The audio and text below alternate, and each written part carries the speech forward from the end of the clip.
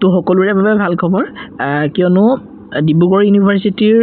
official notification of বিএডৰ পাছতে বৰ্তমান শিৱসাগৰ ইউনিভাৰ্চিটিৰ বিএডৰ নটিফিকেশ্যনো পাব্লিছ হৈছে তেজপুৰ ইউনিভাৰ্চিটি ইতিমধ্যে পাব্লিছ হৈ গৈছে গতিকে ইখনৰ পাছত ইখন ইউনিভাৰ্চিটিয়ে বিএডৰ নটিফিকেশ্যন আগবঢ়াই গৈ আছে গতিকে মই ভাবিছোঁ আপোনালোকৰ প্ৰিপেৰেশ্যন খুব সুন্দৰভাৱে হৈ আছে আৰু খুব সুন্দৰভাৱে বিএডৰ এণ্ট্ৰেন্স পৰীক্ষাটো দিয়ক আৰু যিমান পাৰে গভৰ্ণমেণ্ট এখন কলেজত যাতে আপোনালোকে সিটটো ল'ব পাৰে তাৰ বাবে চেষ্টা কৰক কাৰণ গভৰ্ণমেণ্টত যিমান ধৰণৰ ফিজ হয় প্ৰায় 15 পৰা 29,000 ভিতৰত আপোনালোকৰ 2 বছৰীয়া বিএড কোৰ্সটো কমপ্লিট হৈ যাব যি ক্ষেত্ৰত যদি আপুনি প্ৰাইভেট ইউনিভাৰ্চিটি এখনত কৰিবলৈ যায় তেতিয়াহ'লে তাতে আপোনালোকৰ 2 পৰা 3 লাখ টকালৈকে এই 2 বছৰ বিএডত খৰচ হ'ব পাৰে গতিকে ইয়াতে যদি চাই শিৱসাগৰ ইউনিভাৰ্চিটিৰ এই যিখন নটিচ এখন অফিচিয়েল নটিচ হয় এখন আপোনালোকে শিৱসাগৰ ইউনিভাৰ্চিটিৰ যেটো অফিচিয়েল ৱেবছাইট তাতে আপোনালোকে পাব যিখন নেকি 6 মে তাৰিখে পাব্লিছ কৰা হৈছে ইয়াতে notifications of guidelines BEd entrance test 2026 for admissions into the 2-year BEd programme এটা বহুতে সুধি আছে যে শিৱসাগৰ ইউনিভাৰ্চিটিখন যেহেতু গভৰ্ণমেণ্ট এখন ইউনিভাৰ্চিটি হয় গতিকে ইয়াতো 14,000ৰ পৰা মই যেটো কৈছো 29,000ৰ ভিতৰত 2 বছৰীয়া বিএড কোৰ্সটো কমপ্লিট হ'বনে অৰ্থাৎ যেটো ফি ষ্ট্ৰাকচাৰ হে ফি ষ্ট্ৰাকচাৰটো অকমান কম হ'বনে তো এই ক্ষেত্ৰত খুব সুন্দৰভাৱে এই ভিডিওটো আলোচনা কৰা হ'ব আপোনালোকে খুব সুন্দৰভাৱে ভিডিওটো স্কিপ নকৰাকৈ চাওক ইয়াতে কৈছে যে online applications are invited from eligible candidate for appearing in the BEd entrance 2026 for admissions into the 2-year BEd programme under Sivasagar university to be held 28 June 28 June তাৰিখে আপোনালোকৰ 28 জুন তাৰিখে আপোনালোকৰ বিএডৰ এই এক্সামটো হ'ব বহুতে সুধি আছিল যে এটা ডিব্ৰুগড় ইউনিভাৰ্চিটিৰ ক্ষেত্ৰত হিন্দা কৈ আহিছো যে 4 জুলাই তাৰিখে ডিব্ৰুগড় ইউনিভাৰ্চিটিৰ এন্ট্ৰেন্স এক্সামটো হ'ব আৰু এই একেদিনতে 28 জুনত কি হ'ব আপোনালোকৰ Sivasagar university B Ed entrance exam হ'ব গতিকে হাতত সময় প্ৰায় 1.5 মাহৰ পৰা 2 মাহ আছে গতিকে খুব সুন্দৰভাৱে প্ৰিপাৰেচন আপোনালোকে কৰক আৰু প্ৰিপাৰেচনৰ কাৰণে কাৰেন্ট এফেয়াৰ্ছৰ সিৰিজে হওক আৰু আপোনালোকৰ ষ্টেটিক জিকে আৰু ফিজিক্যাল জিওগ্ৰাফিৰ আমি ভিডিও ৰেগুলাৰলি দি আছো গতিকে হেগিটা চাওক হেগিটা চালে ডেফিনেটলি আপোনালোকে কেইটামান নম্বৰ আপোনালোকে তাৰ পৰা লাভ কৰিব মই নকওঁ যে গোটেই 100% আহিব কিন্তু ফিজিক্যাল জিওগ্ৰাফি যেটো প্লেলিষ্ট সেই প্লেলিষ্টৰ পৰা ফিজিক্যাল জিওগ্ৰাফিৰ পৰা যিখিনি কোৱেশ্চন আহিব কেৱল বিএড বুলিয়ে নহয় এডিআৰই হওক বা এসএসসি হওক যিকোনো ধৰণৰ এক্সামত ফিজিক্যাল জিওগ্ৰাফি হে প্লেলিষ্টৰ পৰাই কিন্তু কোৱেশ্চন হ'ব আহিব এটা এলিজিবিলিটি ক্ৰাইটেৰিয়া কথা কৈছে for admissions candidate at least 50% marks থকা হ'ব লাগিব either in bachelor degree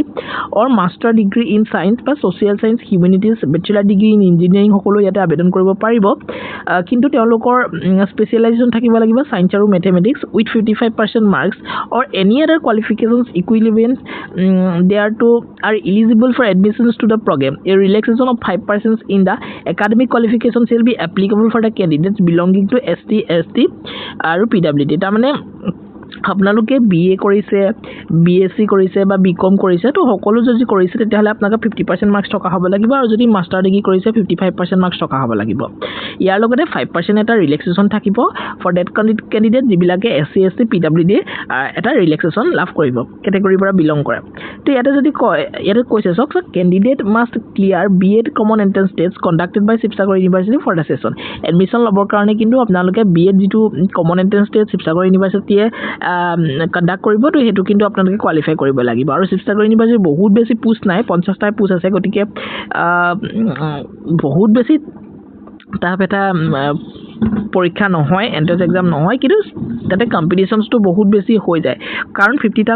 সিটত competition definitely হ'ব গতিকে ভাল ধৰণে পঢ়ক আৰু ইয়াতে যাতে সিটটো পায় তাৰ বাবে চেষ্টা কৰক তো এটা ৰিজাৰ্ভেশনৰ কথা কৈছে reservation 10% of the total number of the seats shall be reserved for the students who have passed the qualifying bachelor degree master degree examination from the Shivsagar University মানে যদি Shivsagar University পৰা আপোনালোকে bachelor degree কৰিছে বা master degree কৰিছে তো তেওঁলোকক 5% টা ৰিজাৰ্ভেশন দিয়া হ'ব তো তেওঁলোকক 5% টা ৰিজাৰ্ভেশন দিয়া হ'ব 5% সিট তেওঁলোকৰ কাৰণে ৰিজাৰ্ভ কৰা হ'ব তো 50টা সিটৰ ভিতৰত 5% হ'ব 5টা সিট তেওঁলোকৰ কাৰণে কি কৰা হ'ব ৰিজাৰ্ভ কৰা হ'ব ঠিক আছে the reservation for SC ST OBC PWD and other categories shall be as per the rules of the government of Assam ঠিক আছে এটা সিলেকশন প্ৰসিডিউৰটো কথা ইয়াতে স্পষ্টকৈ লিখা আছে চকচোন the BEd entrance test conducted by the university shall carry a maximum of 60 marks 60% weightage shall be given to the entrance examination marks এটা ডিব্ৰুগড় ইউনিভাৰ্চিটিৰ ক্ষেত্ৰত 70% marks এন্ট্ৰেন্সৰ পৰা হৈছিলে কিন্তু শিৱসাগৰ ইউনিভাৰ্চিটিৰ ক্ষেত্ৰত 60% মাৰ্কছে এন্ট্ৰেন্সৰ পৰা হ'ব আৰু বাকি 40 মাৰ্কছ কেনেকৈ ধৰণে পাব qualifying examinations marks shall carry a maximum 40 marks on the basis of the percentage scored in SSLC HS first degree master degree examinationৰ পৰা 40% মাৰ্কছ আপোনালোকৰ যাব গতিকে সেইখিনি কেনেকৈ ধৰণে যাব সেইখিনি মই ডিটেইলছত আলোচনা কৰি দিম ইয়াৰে পেটাৰ্ণ অফ দা বিএডৰ যিটো এন্ট্ৰেন্স টেষ্ট সেইটো পেটাৰ্ণটো এটা অফলাইন অবজেক্টিভ টাইপ এটা এক্সামিনেশ্যন হ'ব 2 ঘণ্টা সময় আপোনালোকক দিব টোটেল 60টা মাৰ্কছ 60টা কুৱেশ্যনত 2 ঘণ্টা বহুত এটা ডাঙৰ সময় গতিকে ইমান বেছি বেয়া নহ'ব ইয়াতে আপোনালোকৰ সেকশন 4টাই হ'ব আহিব general English general knowledge reasoning আৰু টিচিং এপ্টিটিউড ইয়াতে আহিব ইয়াতে মেথমেটিক্সটো তেওঁলোকে ৰখা নাই ইয়াতে 15 মাৰ্কছ আহিব গতিকে total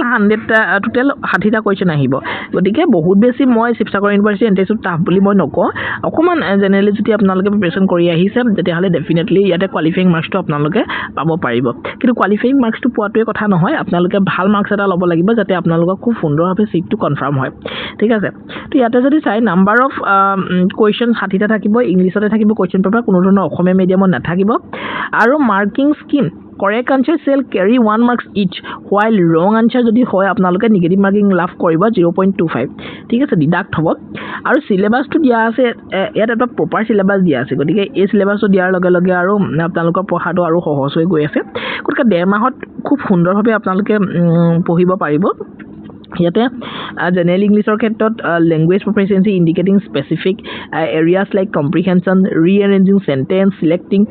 suitable words for the blanks finding out errors in parts of the sentences finding out equivalent meaning to the given phrases finding out the suitable words to the incomplete sentences তো এইখিনি আপোনালোকে চাব লাগিব সিজনে মেন্টেন্সৰ আৰম্ভ কৰি general নলেজৰ ক্ষেত্ৰত general awareness current affairs numerical ability data interpretation numerical ability বুলি কৈ দিয়া লগে তাতে কিন্তু মেথছ দুটা আহি যাব পাৰে টিপিক্যাল ৰিজন টেষ্ট অফ ৰিজনিংৰ ক্ষেত্ৰত এইখিনি আপোনালোকে চাব এইখিনি বহুত বেছি ইম্পৰ্টেন্ট আৰু টিচিং এপ্টিটিউডটো বহুত বেছি ইম্পৰ্টেন্ট এটো আপোনালোকে চাই ল'ব টিচিং এপ্টিটিউডৰ কাৰণে আপোনালোকে দুই এটা ইউটিউব চেনেল আছে তো সেই ইউটিউব চেনেল কিটাৰ পৰা অলপ চাই ল'ব ইমান বেছি গুৰুত্ব দিব নালাগে বাকি এইকেইটা বস্তুৰ ওপৰত বহুত বেছি গুৰুত্ব দিব প্ৰদান কৰিব ঠিক আছে টিচিং এপ্টিটিউড ইমান বেছি মই হাৰ্ড বুলি নাভাবো কাৰণ দুইটা চেনেল আছে ইউটিউবতে তো তাৰ পৰা আপোনালোকে দুইটা ভিডিও কিটা যদি চাই দিয়ে মই ভাবিছো হেল্পফুল হ'ব আপোনালোকৰ কাৰণে তো এতিয়া মই ভিডিও চেনেল কিটা আপোনালোকক কৈ নিদু কৈ দিলে বেয়া হ'ব বাৰু যি নহওক ইয়াতে level of questions paper আপোনালোকৰ question paper to the level of question paper will be graduate level or এটা question paper set কৰিব application process to the application process from Sivasagar University B.Ed entrance 2026 will be open কৰা হ'ব 7 মে তাৰিখৰ পৰা গতিকে যোৱাকালিৰ পৰা আৰম্ভ হৈছে the candidate who are eligible interested may apply online in the online application তো এটা অনলাইন আবেদন কৰিব পাৰিব আৰু ইয়াতে অনলাইন আবেদন কেনেকৈ ধৰণে কৰিব পাৰিব গোটেই স্টেপ খিনি ইয়াতে লিখা আছে ভিজিট কৰিব লাগিব এটো ওয়েবসাইট যেটো নেকি তেওঁলোকৰ অফিচিয়েল website হয় the candidate need to click on the tab গুটি খিনি আপোনালোকক ইয়াতে ইনস্ট্ৰাকচন দিয়া হৈছে কেনেকৈ ধৰণে অনলাইন আবেদন কৰিব পাৰিব ঠিক আছে তো সেইখিনি আৰু মই এটাটাকে কৈ না যাও ইয়াতে আৰু তেওঁলোকে কৈছে যে এটো চক the candidate also need to print out of the admit cards which needs to be produced on the day of the entrance test admit card shall be available in the website আপোনালোকৰ 25 তাৰিখ 25 জুনৰ পৰা